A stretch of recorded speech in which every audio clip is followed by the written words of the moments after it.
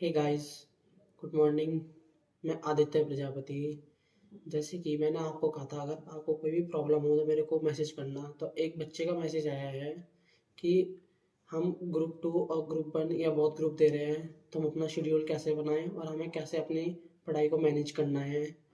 तो मैं आज इसी टॉपिक पे बात करने वाला हूँ। पहली बात तो है कि आप जैसे शेड्यूल बनाते हो, मंडे ट्यूसडे वेडनेसडे पूरे वीक का बना दिया और दीवार पर चिपका दिया, तो इससे कुछ नहीं होता। फॉलो भी करना होता है, ठीक है। दीवार पे चिपकाने से कुछ नहीं होता है। मैंने आज तक शेड्यूल अपना दीवार पे बना के नहीं चिपकाया, सिर्फ दिमाग में रखा है कि इतने बजे से इतने बजे तक पढ़ना है, इतने से इतने तक पढ़ना है। ना ही मैंने चैप्टर डिसाइड किया कि इतने बजे तक इतने चैप्टर पढ़ना है। क्योंकि हमारा माइंड है ना, कभी मन करता है एफएम पढ़ ले, कभी एमए पढ़ ले, या फिर ग्रुप बन का कोई भी सब्जेक्ट पढ़ ले। तो सिर्फ टाइम डिसाइड कीजिए कि हमें इस बीच से इस बीच में पढ़ना है। सब्जेक्ट डिसाइड मत कीजिए। सब्जेक्ट जब आपका मन करे ना, जो आपका मन करे वो पढ़ लीजिए। ऐसे ही मैंने किया था। जो भी मैंने किया वो बताऊंगा, एक्स्ट्रा कुछ नहीं बताने का मैं। तो सबसे पहले मैंने किया था कि 8 बजे से लेके 9 बजे तक सुबह, 7 बजे उठता था सो के। उसके बाद 8 से 9 पढ़ाई चालू करता था। 8 से 9 में मैंने ओ एम पढ़ा, क्योंकि सबसे हार्ड सब्जेक्ट वही लगता था। और ओ एम 8 से 9 मैंने पूरे 2 महीने तक चलाया, 8 से 9 वाला। फिर 9 से लेके 1 बजे तक, बीच में 15-20 मिनट का गैप भी है रेस्ट का।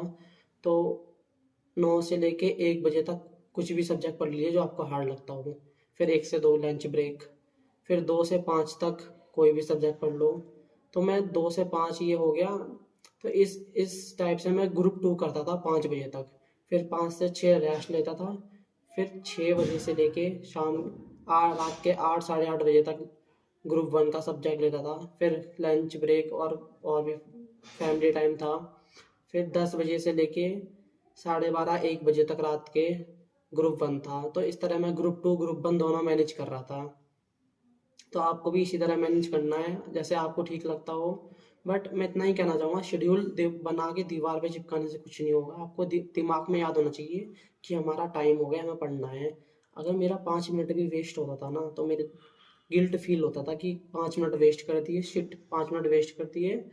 तो हमें वेस्ट नहीं करना है बिल्कुल भी टाइम। मेरा 10 मिनट वेस्ट हो गया तो मैं सोचता था काश 10 मिनट वेस्ट ना करता, इससे बढ़िया मैं कोई क्वेश्चन सॉल्व कर लेता या सीरीज देख लेता कोई भी। तो हमें जब तक गिल्ट फील नहीं होगा ना कि हमारा 5 मिनट भी वेस्ट हो गया, तब तक मुश्किल है थोड़ा इंटरमीडिएट पास करना। जिस दिन अगर फील होने लग गया ना कि मेरा 5 मिनट 10 मिनट वेस्ट हो गया, उस दिन से आपका इंटरमीडिएट क्लियर है, समझ लो। कोई भी एग्जाम क्लियर है, इंटरमीडिएट क्या। पहले गिल्ट फील होना चाहिए कि हमारा टाइम बर्बाद हुआ है। इसे ही कंसिस्टेंसी बोलते हैं। रेगुलर करना है 8 बजे से। ऐसा नहीं है कि आज हमने 8 बजे से पढ़ लिया, कल 8:30 बजे से पढ़ लेंगे, फिर 9 बजे से पढ़ लेंगे। ऐसा कुछ नहीं है। डेली 8 बजे बैठना है तो बैठना है, 8 से 9। कोई भी एक सब्जेक्ट 1 घंटे उठा लो जो आपको बहुत हार्ड लगता हो, और फिर 9 से 1 ऐसे ऐसे करते रहो जो जो अभी मैंने बताया। और दीवार पे लिख के चिपकाने की जरूरत नहीं है। सिर्फ दिमाग में याद रखना, ये मेरा टाइम स्लैब है, इसी टाइम स्लैब से चलना है। और सब्जेक्ट अपने हिसाब से जो आपको अच्छा लग रहा हो। बस इतना याद रखना कि सुबह ग्रुप वन पढ़ना है, ग्रुप टू पढ़ना है, शाम को ग्रुप टू या ग्रुप वन पढ़ना है। आपकी मर्जी है, जैसा आपको ठीक लगे। मैं तो सुबह पूरे दिन ग्रुप टू पढ़ता था और रात में पूरे टाइम ग्रुप वन। एक दिन में मैं ग्रुप टू के 3 सब्जेक्ट पढ़ता था और ग्रुप वन के 2 सब्जेक्ट पढ़ता था। क्योंकि मैंने ऑलरेडी 6 महीने पहले ग्रुप वन क्लियर किया था सिलेबस, और ग्रुप टू पढ़ा मैंने, और ग्रुप वन एक साथ चलाया। ग्रुप फाइव में जनवरी से लेके जून तक मैंने ग्रुप वन पढ़ा ओनली। फिर उसके बाद जुलाई से लेके दिसंबर तक दिन में मैंने ग्रुप टू पढ़ा, और उसके रात में मैंने ग्रुप वन पढ़ा। ऐसे ऐसे करके चलाया था। तो आप भी अपने हिसाब से देख लीजिए। बाकी मैं इतना ही कहूँगा, कंसिस्टेंसी मेन है। कोई भी शेड्यूल हो, कोई भी टाइम हो, बस दिमाग में होना चाहिए कि इस टाइम बैठना है, चाहे कुछ हो जाए। चाहे सामने वाला बुला रहा हो, कह दो हमारे पास टाइम नहीं है, हमारा पढ़ने का टाइम है ये। चाहे कुछ भी टाइम हो, बस कंसिस्टेंसी मेन है। कंसिस्टेंसी नहीं टूटनी चाहिए। जिस दिन कंसिस्टेंसी टूट गई ना, उस दिन गिल्ट फील होना चाहिए रात में। आंखों से पानी आ जाना चाहिए कि हमने क्यों गया था आज, मैंने अपना टाइम वेस्ट क्यों किया। ऐसा होना चाहिए, तभी आपका एग्ज़ाम निकलेगा। और बाकी अपने एलडीआर नोट्स बनाओ।